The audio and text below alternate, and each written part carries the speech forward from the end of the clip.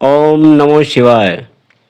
श्रोतागण, मैंने पिछले ऑडियो में ब्रह्म ईश्वर के व्यक्त रूप का अर्थ व्यक्त किया। श्री ब्रह्म में ही तीनों लोग 14 भुवन निहित हैं। परमात्मा के अतिरिक्त कुछ भी नहीं है। यह मानने के लिए हर मानव को मंथन की आवश्यकता है।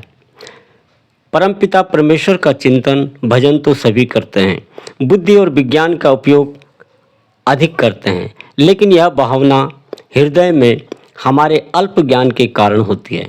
यदि मानव परमपिता परमेश्वर को फूल चढ़ाने के बजाय अपना मन बुद्धि भगवान के चरणों में अर्पित कर दे तो आत्मा को परमात्मा का अंश समझ ले तो पवित्र ज्ञान हो या आध्यात्मिक ज्ञान या फिर आत्मिक ज्ञान प्राप्त हो जाएगा।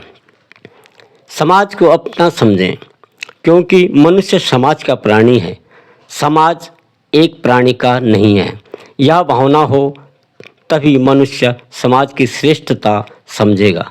लेकिन व्यक्ति माया के अनेक रंग, अनेक प्राणी, अनेक वृक्ष पौधे की उपयोगिता को विभिन्नतापूर्ण व्यक्त करता है और समाज में रहने वाले अन्य सभी व्यक्तियों को भी धनी निर्धन, ऊंच नीच, छोटा बड़ा, अल्पज्ञानी, ज्ञानी, बुद्धिमान, श्रेष्ठ, उत्तम, उत्कृष्ट अन्य शब्दों से पुकार कर अपना अल्प ज्ञान को प्रदर्शित करता है और अपनी अक्षमता दृष्टि के कारण पवित्र ज्ञान को प्राप्त करने में असफल हो जाता है।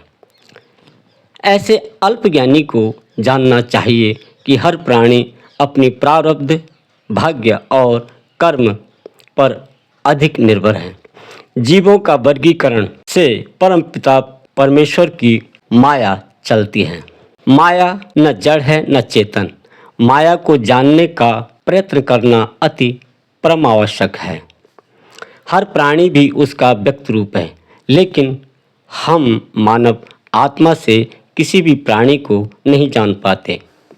वर्तमान को ही सत्य मान लेते हैं, लेकिन प्राणी पिछले जन्म में क्या था ज्ञात नहीं। सभी की आत्मा परमात्मा का ही अभिन्न अंग है। परमात्मा यानी श्री वासुदेव सर्वव्यापी हैं, लेकिन वे स्वयं क्षीर सागर में शेषनाग की शैया पर विराजमान हैं और उनकी पराशक्ति से माया हर अक्षण संचालित रहती है। शायद आपको श्रीमद् भगवद गीता का श्लोक स्मरण हो गया होगा। एक एवा परो विष्णु सर्वव्यापी न संशया ऐश्वर्यादि रूपमेकं च सूर्यवत् बहुधेयते। श्री हरि विष्णु एक हैं, वही श्री वासुदेव हैं, फिर भी सर्वव्यापी हैं।